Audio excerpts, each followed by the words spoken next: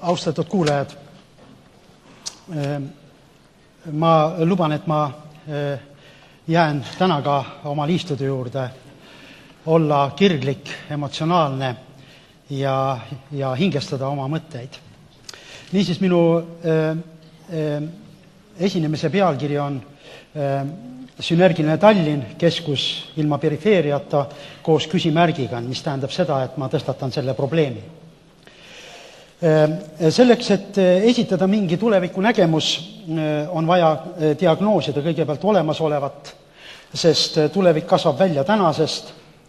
On vaja märgata mitte ainult idusid, vaid ka risoome, kogu seda nähtamatut juurestikku, mis toidavad ühtesid või teisi arenguid.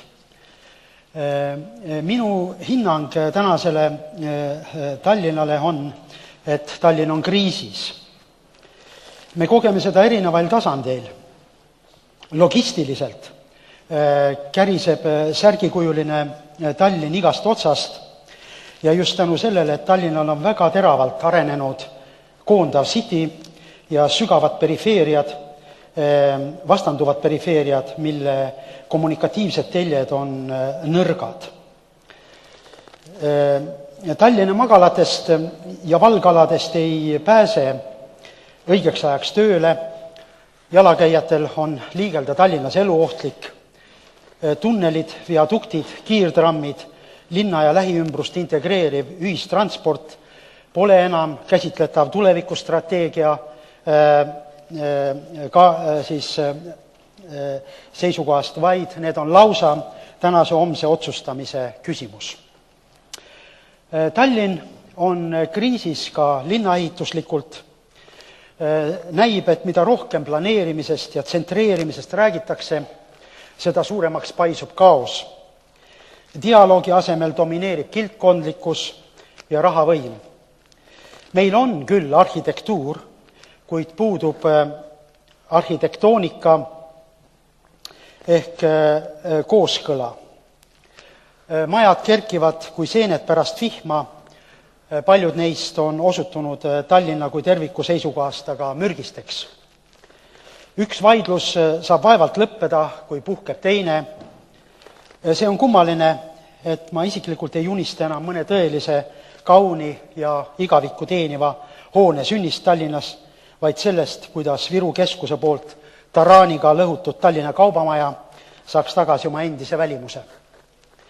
Kas on täna meie hulgas inimesi, kes Juhan Liivi kombel liituksid Estonia ehitamisega kas või räbaldunud kuube pantimiseks pakkudes?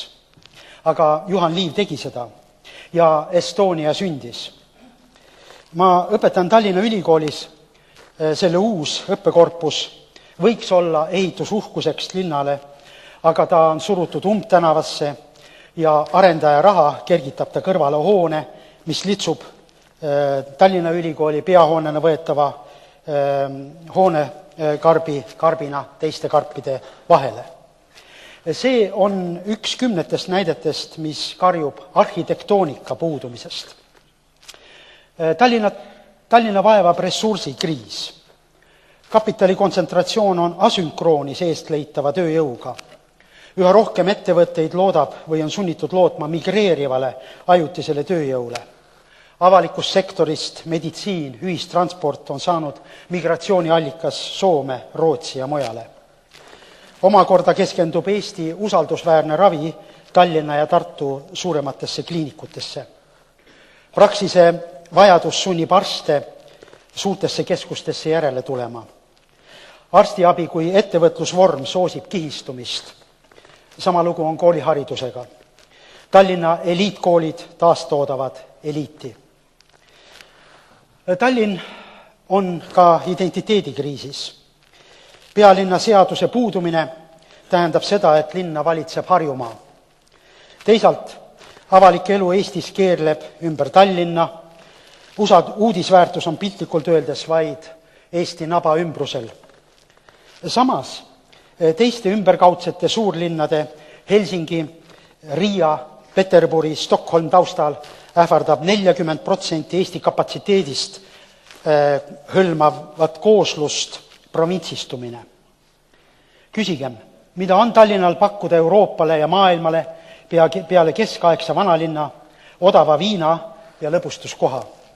Mida on Tallinnal pakkuda ülejäänud Eestile peale raha ja poliitilise võimu või mitut liiki hüppelaudade.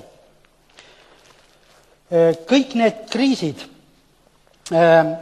on osa Eesti üldisest kriisist, milleks on pidevalt ohustav ääremaastumine, ühiskonna hierarhiline, vertikaalne fragmenteerumine ja kihistumine, edumüüdiga varjatud, halvasti varjatud, ebakindel positsioneerimine nii ajas, Eestit iseloomustab pidevalt liikumine selge ees tulevikku, kui ka ruumis Eestit pidevalt ohustab Euroopa perifeeria staatus. Kriis iseenesest ei tarvitse tähendada allakäiku.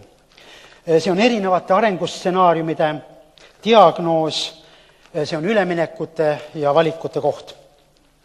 Me ju teame ka neid kriisi põhjusi. Aastakümnetega kogunenud mahajäämus, halvasti armistuvad haavad ja Eesti majanduse ja riikluse tormiline taasloomine.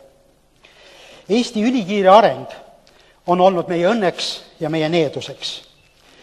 Kriitiline teadvus ei jõua sellele järele. Kala mädaneb peast, seda on kompenseeritud uljusega, ent iga süsteem väsib, rostetab. Entroopia vastu ei saa.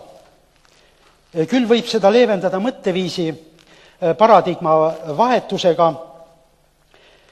20. sajandi üks suurimatest teadusfilosoofidest Thomas Kuhn jõudis juba 1962. aastal ilmunud teadusrevolutsioonide struktuuris järeldusele, et reeglid tulenevad paradigmadest, paradigmad võivad aga juhtida uurimist isegi juhul, kui reeglid puuduvad.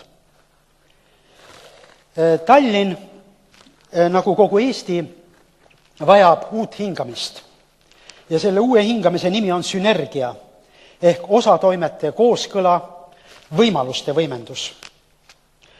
Tallinna puhul on see iseäranis tähtis, sest see tähendaks naasmist kvalitatiivselt uuel tasemel Tallinnale kunagi õitsengu taganud Hansaliidu võrgustiku juurde.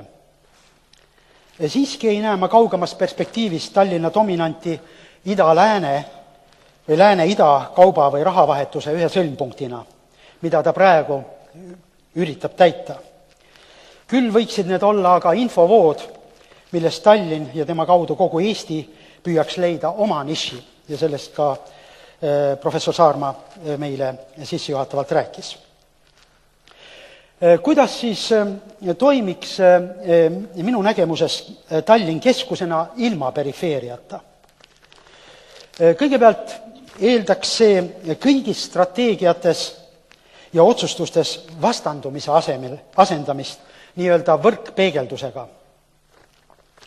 Võrkpeegeldus on see, et mina, sina, mina, tema, mina, nemad suhe omab tähendust vaid terviku mina, meie raames.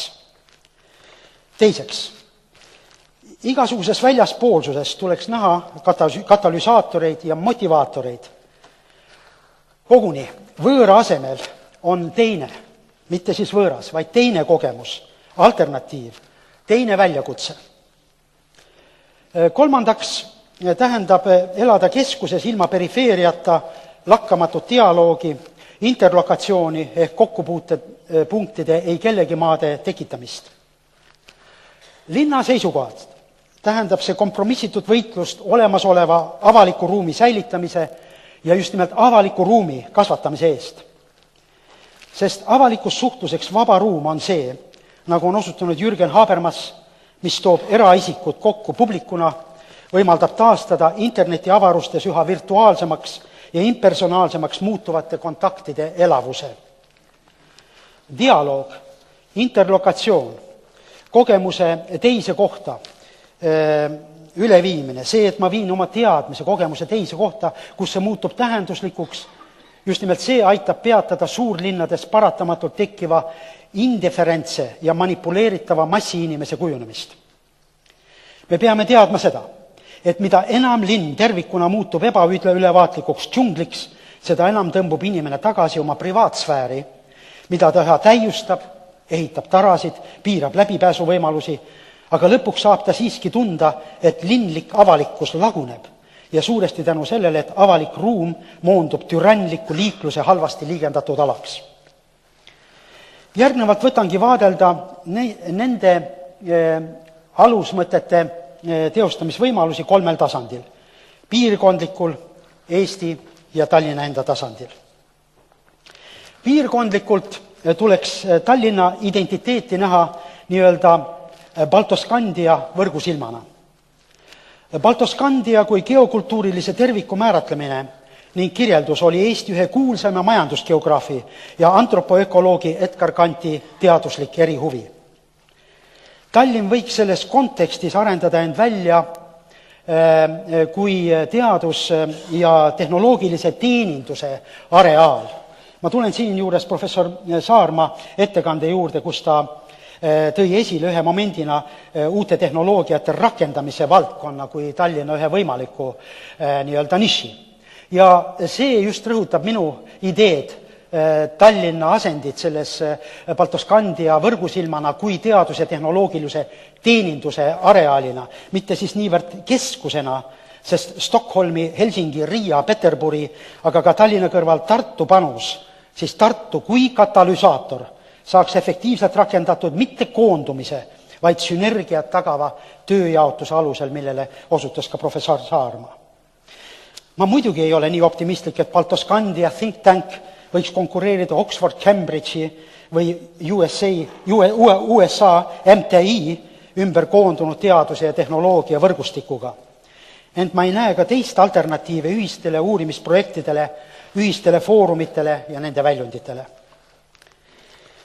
Piirkondlikult võiks aga Tallinnast kujuneda küll üks koordinaator teemale, mis seostuks nimelt just Eesti kultuuri ajalooliselt olulise teemaga, nimelt väikerahvaste ja kultuuride ellujäämisega erinevate tsivilisatsioonide piiril. Ma ei tea nimetada praegu kindlat rahvusvahelist foorumist, kus seda pidevalt käsitletaks. Eesti oma ajalooga ja tema pealinn võiks aga just sobida niisuguse pideva dialoogi. Nimetagem seda siis Tallinna protsessi, algatamise ja seire kohaks. Head kuulajad, olgem ausad, Tallinnal pole atraktiivset rahvusvahelist väljundit täna. Välispoliitilise kaasarääkimise võimaluste poolest paistab Eesti ja Tallinn välja üpris kõhn ja George Bushi mõnetunnine visiit ei lahenda siin mitte midagi. Ja selline välispoliitiline positsioon Tallinnal ei saagi kuidagi kosuda, kuni me Euroopa Liidus jääme ise välispoliitiliseks perifeeriaks ja kuni meie suhted suure ja igavesti siia jääva idanaabriga rajanevad üksnes kaeviku nägenemisel ja kõrvast või kannast näpistamisel, et mitte öelda rumalamalt. Isegi piiriüline koostöö Euroopa Liidu regioonidega, milleks Eestile on Pihkva ja Leningradi oblast, on alles lapsekingades. Ja ei saa siin süüdistada ainult selles siis meie idanaabrit. Küllap ikka ise oleme ka andnud selleks väga palju põhjust. Eesti tasandil tähendaks sünergia niisuguse praegu veel olematu regionaalpoliitika väljatöötamist, mis tugineks jälle Edgar Kantile viidates 2 linna, Tallinna ja Tartu peasüsteemi ja nende kesksete allsüsteemide ning tagamaade kaardistamisele. Ei ole hukutavamat Eesti arengule kui Tallinna ja Tartu konkurents, mis on näiteks pretsedenditult muutnud Kesk-Eesti Eesti perifeeriaks. Eesti sünergilise ruumi strateegia peaks sündima linnade ja maaomavalitsuste liitude koostöös, mitte aga ministeeriumide kabinettides. Sünergia saavutamiseks Tallinna enda tasandil võib loota aga alles siis, kui Tallinnast saab suveräänne üksus. Siin tulen ma muidugi oma kolleegi ja hea sõbra Hardo Aasmäe ettekande juurde. Mitte aga riigivõimu mänguväli, nagu ta siiani paraku paljudes sektorites on olnud. Sünergilisest Tallinnast me saame hakata kõnelema alles siis, kui suudame piiri panna erinevatele kolonisatsioonivormidele. Näiteks administratiivvõimu domineerimisele avaliku võimuteostuse üle, instrumentaalse, pelgalt kasutoova mõistuse domineerimisele eksperteeriva, asjatundja ja loova mõistuse üle tehingute ja diilide poliitika domineerimisele ühiskondliku leppeprotsessi üle. Sünergiline Tallinn peab seadma oma eksisteerimispõhimõtteks assotsiatiivsuse, seega niisuguse käitumis- ja otsustamisnormi, mis taaskord Jürgen Habermassi sõnu kasutades ei esinda kõikide tahet, vaid tuleneb täpsetele menetlustele allutatud kõikide nõupidamisest. Tallinna identiteedis on küll omal kohal Eesti värava kujund, võrrelgem kas meie kuulsat sümbolit Viru värav, Viru ju ajalooliselt kandis ennast kogu Eesti kujundit. Aga niisama sobiks Tallinnal olla ka Eesti väärikuse ja avatuse sümbol. Tänan teid tähelepanu eest.